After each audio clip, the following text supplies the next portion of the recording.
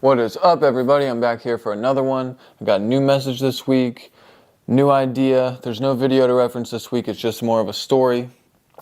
So first I'll kind of run through the story, and then I'll talk about the message that I got from it.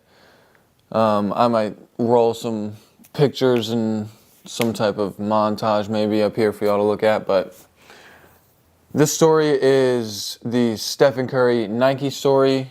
It's a pretty fascinating story that I found about how he signed with Under Armour. And here's the story, to the best of my knowledge. If I'm incorrect on something, please correct me down in the comments, but to the best of my knowledge, Steph Curry was originally signed to Nike when he first came into the league, and he was looking for an independent shoe deal, I'm assuming, his own line. And he was also looking to run a Nike-sponsored basketball camp for youth. So, I guess what happened was, when he went to meet with Nike, he found that they were really not interested in giving him the basketball camp deal. They ended up giving that deal to Kyrie Irving and Anthony Davis, which I guess in hindsight is probably not a bad call. I mean, I don't have anything against Kyrie or Anthony Davis. And then the second part of this was that they weren't seeming to be too interested in giving him his own shoe deal. So, to pile on top of that, now at this point in his career, let me go back. At this point in his career, he had definitely shown that he was a valuable talent in the league. Maybe not MVP material quite yet, but he was definitely a hot commodity in the league, I would say. And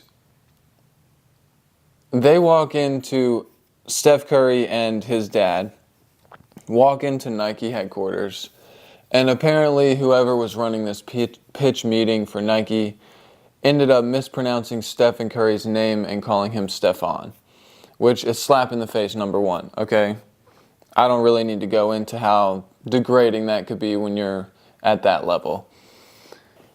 So then they walk into Nike, and after being called Stefan instead of Stephen by a major company like Nike, they sit down for this PowerPoint presentation and what they're willing to offer Steph Curry. And there are PowerPoint slides referring to Kevin Durant, who they had probably pitched at a previous time. Slap in the face number two. And for Steph Curry, slap in the face number three, because he didn't get the basketball camp. But basketball camp, for me personally, maybe Nike made a good call there. But to Steph Curry, all three of these things are completely embarrassing, in my opinion, especially at a level that he had attained at the time and his talent and ability that he brought to the table. I just could not imagine being disrespected to that degree in that scenario. So after all the disrespectful nonsense from Nike, Steph Curry goes and he signs a deal with Under Armour. Brand new to the shoe game and the basketball arena, and Steph Curry was on the rise, but maybe not a superstar at that point in the league. Excellent partnership that produced some great results. To my understanding, those results have somewhat declined in the recent past, but we're not here to talk about business. I'm just here to talk about Steph Curry and this particular story. So he signs like a $4 million deal, and I think it brought great benefit to both of them, which leads me to the message that I found in this story, which was that you have to know your value. If you don't understand what you're worth and you're willing to take less than that, you're being disrespected. And to have someone, now this is Steph Curry specific, but to have someone at that level disrespect you by calling you the wrong name, not being prepared for a presentation, not willing to listen to what you're actually looking to achieve in this partnership, is it the right deal to be in a place like that? Think about all the other athletes that are partnered or endorsed with Nike. Steph Curry could have easily taken that situation and said, okay, I'll prove them wrong, signed with Nike, and moved on to just be another athlete on the roster. Maybe Nike would have come around later, but is it really worth that? They obviously didn't respect his abilities when he first walked into that office. So if he didn't understand what he was worth, and if he was willing to sacrifice his principles and his morals for that paycheck or for that dream of signing with the company that he's grown up wearing, would he be in the same place today? That's just no one probably knows the answer to the question, but yeah, I'm getting off on a little bit of a rant here. The point is, you've got to know your value. And the back end of that is that you've got to bring value to the table. And when someone else doesn't recognize your value, it may not mean that you're not bringing any. It just may mean that they're not seeing it at the time. And if you can't see it, then you won't make the right moves to put yourself in positions to succeed.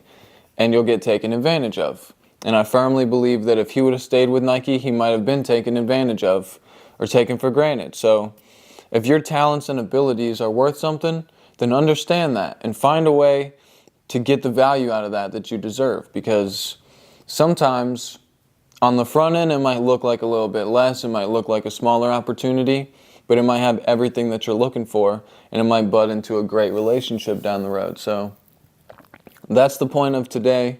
I'm gonna try to stop ranting here, but I just love this message. I love the fact that someone at that level could say no to a company that size, offering that many resources, because he knows what he's worth. So if you don't bring enough value to the table yet, keep working on your craft, keep harping on the skill, and over time, you'll start to bring value to someone who maybe wouldn't have seen it before. So that's the message for today. I'm going to get out of here. I'm starting to ramble way too much, but we're going to make some adjustments for the next few videos, and I hope everyone has a great day.